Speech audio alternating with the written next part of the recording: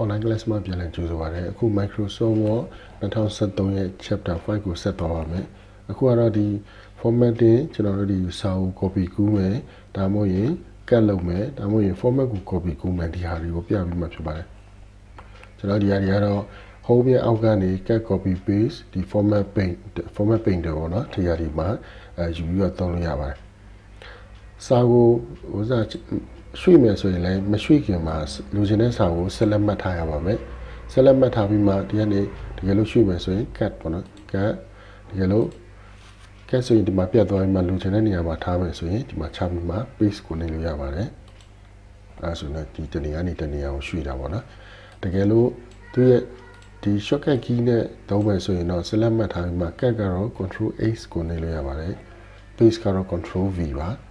တကယ်လို့ copy ကူးမယ်ဆိုရင်တော့ဆက်လက်မှတ်ပြီးမှ copy ပြီးမှလိုချင်တဲ့နေရာမှာချမယ်ပြီးမှ paste control V ကိုနှိပ်လိုက်ရင်ဒီနေရာရောက်လာဖြစ်ပါတယ် copy လုပ်ပြီးရင် paste လုပ်မယ် cut လုပ်ပြီးရင်လည်း paste လုပ်မယ်ပေါ့နော်နောက်တစ်ခုကကျတော့ format painter ပါ format painter ကတော့ format ကို copy ပွားယူတာပေါ့ဒီတကယ်လို့စာအုပ်ပုံစံဒီ design ပြောင်းလာတယ်ဒီဘွား design လေးပြောင်းလိုက်တာဒီဇိုင်းကိုပြောင်းလာတယ်ဆိုရင်ဒီပုံစံအတိုင်းတခြားနေရာမှာလည်းအဲ့လိုဖြစ်ချင်တယ်ဆိုရင်ဒီမှာချပြီးမှ format painter ကိုယူမယ်ပြီးမှပြောင်းချင်တဲ့နေရာမှာ select မှတ်လိုက်ရင်ဒီစာကလည်းအဲ့ပုံစံဖြစ်သွားတာပေါ့နော်အဲ့လိုပုံစံဖြစ်သွားတာကိုတွေ့ရမယ်ဒါတော့ format painter ကိုသုံးပြီးမှပြောင်းတာပါနောက်တစ်ခုကတော့ spelling and grammar spelling စစ်တကယ်လို့ကျွန်တော်တို့ဒီစာကို spelling စစ်မယ်ဆိုရင် spelling grammar တွေကစစ်မှာပါစလုံးဒီစာရဲ့ထိတ်ဆုံးမှာထားပြီးမှဒီ review ရဲ့အောက်ကနေ spelling grammar တွေကနေစစ်မှာပါအခုဒါဒီမှာနှိပ်လိုက်ပြီဆိုရင် spelling grammar ထွက်လာပါမယ်ဒါ spelling အခုဒါမြန်မာစာတွေကတော့သူကအဓိပ္ပာယ်မရှိတဲ့စလုံးတွေဖြစ်နေတော့ကျတော့သူက ignore ကြော်ရတယ်ပေါ့နော် ignore ပဲလုပ်ပေးရပါမယ် ignore all နေလည်းရပါတယ်တကယ်လို့စလုံးအင်္ဂလိပ်စာစလုံးဆိုရင်တော့သူကဒီအောက်မှာလဲတဲ့ဟာဟိုတွေ့ရပြီးမှကျွန်တော်ဒီမှာပြထားသလိုမျိုးကိုလိုချင်တဲ့ဆက်လုံးကိုယူပြီးမှ chain လုပ်လို့ရပါတယ် chain လုပ်လိုက်ရင်သွားဒီနေရာမှာအမှန်ကိုပြန်ပြင်ပေးတာပေါ့နော်အဲ့လိုနဲ့တဖြည်းဖြည်းစစ်သွားပြီးမှကျွန်တော်နောက်ဆုံးမှအားလုံးပြီးသွားပြီဆိုရင် spelling and grammar check is complete ဆိုပြီးမှ okay ကိုနှိပ်လိုက်ရင်ဒါအကုန်လုံးကိုစစ်ပြီးသားဖြစ်သွားမှာပေါ့နော်နောက်တစ်ခုကတော့ finding and replacing ပါ finding and replacing ကတော့ဆက်လုံးရှာပြီးမှလဲတာပါတကယ်လို့ကိုလိုချင်တဲ့စလုံးကိုလိုက်ရှာမယ်ဆိုရင်ဒီကနေရှာတာပေါ့နော်စာနည်းနည်းပဲရှိတယ်ဆိုရင်ရှာလို့လွယ်တယ်တကယ်လို့စာအရွက်100နေရာလောက်ရှိတယ်ဆိုကျွန်တော်ရှာခတ်တယ်ဆိုရင်ကွန်ပျူတာကပဲရှာခိုင်းမယ် home ရဲ့အောက်ကနေ file ဒီကနေ advanced file နဲ့ကြောင်းမယ် advanced file ကနေလိုချင်တဲ့စလုံးကိုကျွန်တော်ဒီမှာရိုက်ထည့်မယ်စာလိုချင်တဲ့ဟာကိုရိုက်ထည့်ပြီးမှတကယ်လို့ရှာမယ်ဆိုရင် file name နဲ့ရှာမယ်ပေါ့နော် file name ဆိုတကယ်လို့ရှိတယ်ဆိုရင်သူကဒီမှာလာပြမယ်select မှတ်ပြီးမှပြမယ်ဒါတော့ရှာတာပေါ့နော်တကယ်လို့ replace ကတော့အစားထိုးတယ်ရှာပြီးမှလိုချင်တဲ့ဟာကိုအောက်မှာရိုက်ထည့်ပြီးမှ replace နဲ့အစားထိုးမယ် file 1နေရာမှာကိုလိုချင်တဲ့ဟာကိုထည့်မယ်ပြီးမှ file name ကိုနှိပ်ပြီးတော့ရှာမယ်ပြီးမှလဲချင်တဲ့စလုံးကိုဒီမှာထည့်ထားပြီးမှ replace လုပ်မယ်ပေါ့နော် replace မှာရှာမယ်ဆိုရင်ဥပမာဒါ file ကိုရှာမယ် file name နဲ့ရှာရင်မှတကယ်လို့တွေ့တယ်ဆိုရင်ဒီမှာလာပြရတယ်ဆိုရင်ဒီဟာကိုတခြားစလုံးနဲ့လဲချင်တယ်ဆိုတော့အောက်မှာ replace မှာ search ကိုရိုက်ထည့်မယ်ဒီဟာနဲ့လဲမယ်ဆိုရင်တကယ်လို့လဲတော့မယ်ဆိုရင်ဒါအခုဒီမှာတွေ့ပြီဆိုရင် file မှာ replace အဲဆိုရင် file နေရာမှာသူက search ဖြစ်သွားတာပေါ့နော် search ဖြစ်သွားဆိုရင်အခုဒီမှာနောက်တစ်လုံးထပ်ရှာတယ်ဒီကလို့ထပ်ပြီးမှဒါလဲမယ်မလဲတော့ဘူးဆိုရင်လည်း file name နဲ့မလဲချင်ဘူးဆိုရင်လည်း file name နဲ့သွားလို့ရတယ်ဒါအားလုံးပြီးသွားပြီဆိုရင်တော့ finish ဆက်ချင်တဲ့ document ဆိုပြီးမှမရှိတော့ဘူးပေါ့နော်အဲဒါဆိုတော့ okay နှိပ်လိုက်ရင်ဒါရပါပြီ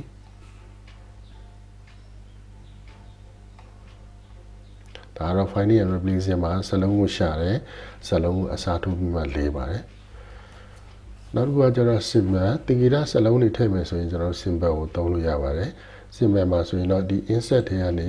symbol ကနေမှယူလို့ရပါတယ် symbol ဒီမှာ symbol ပုံစံလေးတွေရှိတယ်ဒီကနေယူလိုက်ရဒါမှမဟုတ်ရင် more symbol တွေကနေယူလိုက်ရ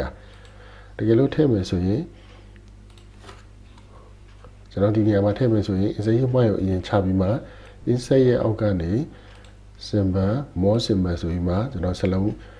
ဒါပုံလေးတွေရှိပါတယ်ဒီကနေယူပြီးထည့်လို့ရပါတယ်တချို့စလုံး font တွေကစလုံး font တော့ဟုတ်တယ်ဒါပေမဲ့ဒီထဲမှာတော့ဒီ ABC တို့1 2 3လေးတော့မဟုတ်ဘဲနဲ့ပုံတွေဖြစ်နေတာကိုတွေ့ရှိပါတယ်အဲ့ဒါကိုလိုချင်တဲ့ဟာဥမာ web တင်ဆိုရင်ဒါပုံတွေပဲလိုချင်တဲ့ဟာကိုရွေးမယ်ပြီးမှ insert နဲ့ထည့်ရင်ကျွန်တော်ထည့်လိုက်တဲ့ဟာကဒီ insertion point ချထားတဲ့နေရာမှာပြန်ရောက်ပါတယ်လိုချင်တဲ့ဟာကိုရွေးပြီးမှ insert နဲ့ထည့်သွားလို့ရတယ်ပြီးရင်ဒါထည့်ပြီးသွားအဆင်ပြေပြီဆိုရင်တော့ close နဲ့ပိတ်လိုက်ရင်တော့ဒါဒီစာရွက်ပေါ်မှာကျန်နေတာပေါ့နော်သူကဒီ symbol ကဒီစလုံး font နေပဲဆိုတော့စာလုံးဆက်လက်မှတ်တယ်လို့ဆက်လက်မှတ်ပြီးမှကျွန်တော်ဒီကနေစလုံးကြီးလို့ရတယ်စလုံးသေးလို့ရတယ်ပြီးတော့ဒီကနေစလုံး font ပုံစံတွေအရောင်တွေပြင်လို့ရတယ်ဒီကနေစလုံး font ပုံစံတွေပြင်လို့ရတယ်တကယ်လို့ဖြတ်မယ်ဆိုရင်လည်းဆက်လက်မှတ်ပြီးမှ delete တို့ backspace တို့နဲ့ဖြတ်ရင်လည်းဒါရပါတယ်ဒါတော့ symbol ထည့်တာပါနောက်တစ်ခုကတော့ဒါ equation ရိုက်မယ်ဆိုရင် equation ရိုက်ချင်တယ်ဆိုရင်ကျွန်တော်ဒီကနေ insert တွေကနေ equation editor လေးရှိတယ်ဒီကနေ equation